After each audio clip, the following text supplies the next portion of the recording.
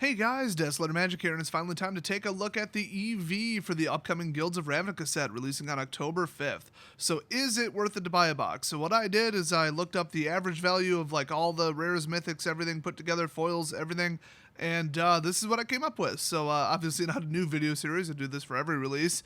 But everybody's saying, hey, Guilds of Ravnica, I mean, we just lost 4 sets, or we're about to, whatever, same thing. And some of the cards look pretty damn good. So we've got some cards that are crazy high. I mean, they'd be considered high value in like a Masters set. And a lot of these were very much intended for other formats than Standard. And, you know, that's how they've been sneaking money into Standard lately, especially Aether Revolt. That was crazy on Modern cards especially. So, yeah, I mean, you look at the Mythics, I mean, there's nothing too special here. Look at the top 5, they're all above 10, but, I mean, it is what it is. The low ones, I mean, I wouldn't even consider 3 low. I mean, the packs basically cost between $3 and $4 usually, so it's not that bad. So across the board, the Mythic average is $7.13. Not bad at all for not having like a $30, $40 Mythic, you know? Like Phoenix or, I don't know what, Jace or, you know, whatever's been real high in the past. Well, especially Planeswalkers, honestly. I mean, even Vraska's in the number 2 slot here. Then we got the rares, which, yeah, 33 is going to throw it off pretty good in a $3 pack. I mean, a 333 if you buy 3 for 10 if your store does that. And right under it, I mean, we got these 5, which are, I believe, the Shocklands. So, yeah, that is some money. Actually, I think it's these. I don't remember what that one is. Whatever, I don't have it in front of me. But there's a lot of money. I mean, if you wanted all your money to come from the rare, you basically need to get around like 350. So from here up, you win. And from here down, you lose without a foil. So that's about a third. I mean, that's actually pretty good. So the rare average, the average value of the average rare is $2.75. Now here, let's have some fun. Let's change this to $1. Look how low that drops, $2.15. So the difference is 60 cents, if I'm looking at that correctly.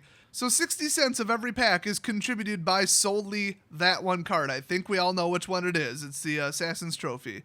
And then the lands, yeah. So you get one crazy good card in everything but Standard, and then a bunch of lands everybody wants. And ta-da, you get money. I mean, if I were to change all these to $1, it would go down real quick. So, yeah, $1.32. Wow. Wow. So, funny enough, the set is kind of not that great if it weren't for the lands and the one staple there. So, wow. Hey, why'd I blank that one out? So the rare slot average, which is, that's why rares are on there twice, because for every one mythic, the rares are printed one each. So, like, this is kind of like the sheets of rares, and that's the sheet of mythic. It doesn't quite work that way, but mathematically it does with, as far as we know, I should say. So, 329. There you go. I mean, that's not bad. So I multiply it by 36, and without counting anything else, just the rares and the mythics, just the rare slot and the fact that it can contain a mythic, $118.57. So pretty darn good when you can go on Amazon and get one for $94. I mean, that's like guaranteed profit. It obviously doesn't work that way in the real world because you'd have to buy list something, which is usually, you know, 60-70% of the value. You got to ship it. You got to put it in a sleeve, a top loader, envelopes, you know.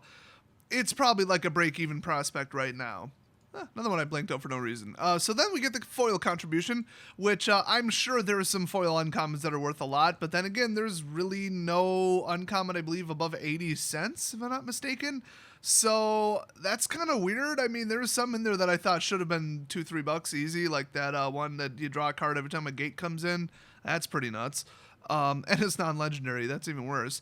But yeah, I mean, we could just completely ignore that. So I think 19 or 20% of the cards would be, when you weight it, a mythic or rare. So then 1 in 4 has a foil. And so I took the average of the slot, and, well, who cares about the math? So basically, the foil contribution is 23 cents. It never is high. And obviously, we don't have any masterpieces, so that's it. So you just add it up, boom. The average pack would be worth $3.52. And multiply by 36 to get a box, you get $126.87. So, I mean, you might be thinking, well, that's not that great. Anything above 100 is great, okay? Looking at the last 6 sets, I'll say, that came out, anything above 100 is really good. Now, BFZ on day one was like 185. I mean, yeah, you get the dual lands, the masterpieces, the everything. I think that was even post-rotation. I don't remember. It was really, really expensive. So, yeah, you really do want to be above 100. For people to even open singles and sell them, it's going to have to be above 100. Trust me, 105, 110 is more like it.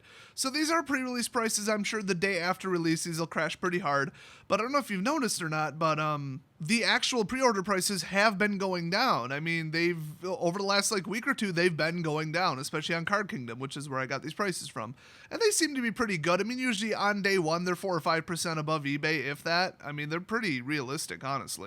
TCG Player is always lower. That's just how they work. And usually the price is some fantasy price that doesn't prove that it's ever sold for that. So I don't tend to use them. I would recommend you don't either.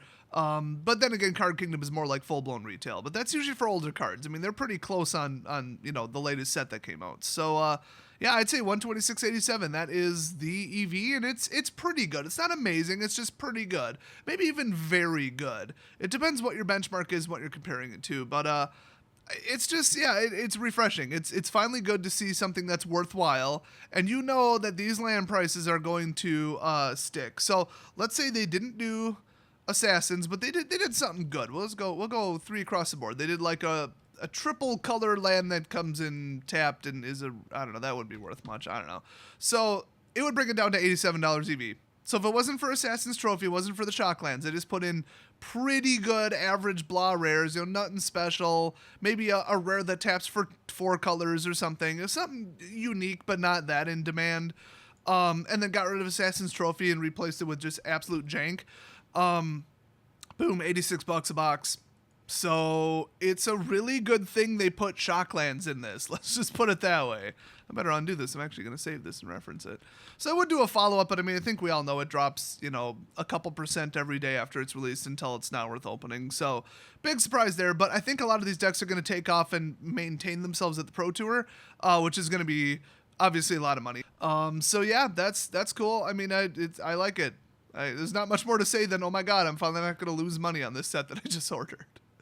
Thanks, Wizards. I'm just going to assume the next one will suck and not order it. I'll see you guys next video.